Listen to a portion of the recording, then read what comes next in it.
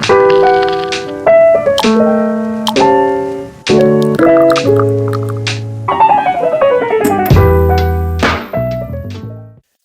everybody. Thanks for listening to Wake Up, Look Up, a podcast where we connect events happening in real time to the gospel of Jesus Christ. I'm Zach Wyrock. And in today's episode, we're talking about being arrested for speaking out.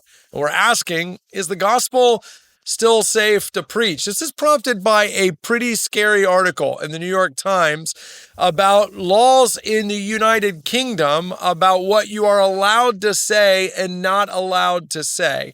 For example, in the UK right now, about 12,000 people are arrested every year for what is deemed hate speech, meaning their only crime was that they said something that someone else didn't like and found hateful. In fact, in Britain, they're not just limiting it to the crime of hate speech, but also to what they call non-crime offenses. This is where it gets really scary. If I say something that you decide is hateful, particularly something I say that is negative about your physical appearance or anything that you might feel falls under protected status, in Britain, you can file a complaint.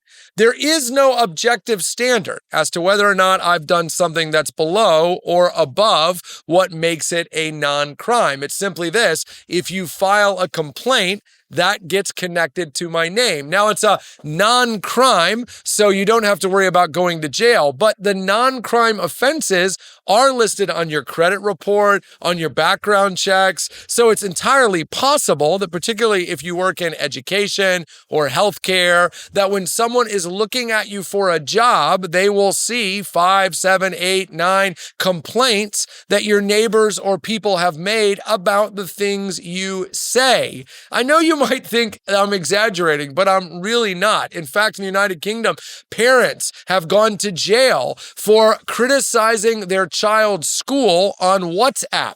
That's right. Just making critical comments about a school landed parents in jail. Journalists have gone to jail. One guy got arrested for 3 memes that he posted on Facebook. That's because the state is using vague laws related to so-called hate, stemming all the way back, some of them, to 1988. Think about how different the world was back then. But vague laws lead to state control. Now, the reason why this is important for Wulu, leaving aside the concerns about free speech and freedom in general, is because the gospel of Jesus Christ is offensive. The gospel calls us all sinners, all of us. We're sinful in the way we act. We're sinful in our sexuality. We're sinful in the way we handle our money. We all have sinned and fallen short of the glory of God, to quote Paul from the book of Romans chapter 3. And that means that from time to time, anywhere the gospel is preached, hard things are going to have to be said. And of course, the consequence of that is that people who don't want to hear those hard things are going to respond negatively. And if you think that isn't true, try reading the New Testament, because Jesus is attacked for what he says. Paul, Stephen, Peter, they all are attacked for what they say, because what they have to say isn't always what people want to hear, which means it is entirely possible that those who seek to share their faith, represent their faith, or call others to faith, at least in the United Kingdom, might find themselves on non-crime lists or even being arrested for hate speech. Of course, the Bible calls us to share the gospel. 1 Corinthians 9:16 says, "Woe to me if I don't preach the gospel." Romans 10 says, "How will they believe in whom they've never heard?" So Christians are going to increasingly, potentially, if laws like this are not changed, find themselves between a rock and a hard place. Their neighbor, who will take them to the police if they talk about Jesus, and Jesus, who expects for us to talk about him.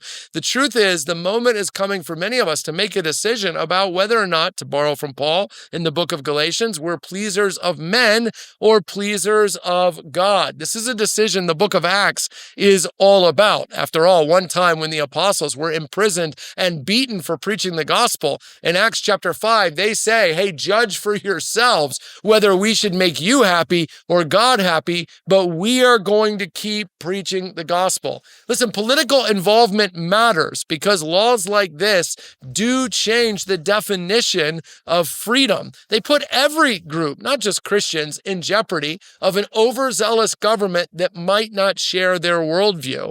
But for Christians in particular, God's call to preach the gospel, to share the gospel from the pulpit and one-on-one in your office and at the park and in your home is never going to go away. And no matter what the government says, we are not loving God or loving our neighbor if we don't tell the truth. So consider where you will fall in this moment if it comes for you. Will you please God or will you please men? Well, let's hope in America, free speech never comes under this attack. But even if it does, know this: no government, not the British government, the United States government, or any government in human history has ever or will ever stop the gospel of Jesus. Hey, thanks for watching this episode of Wake Up, Look Up. If you enjoyed it, please help us get the word out by sharing it with someone you think might benefit from it. And while you're here, make sure to subscribe to our YouTube channel to get further content, or even download the CCC app, where you'll find even more resources to help you grow in your faith and relationship with Jesus Christ.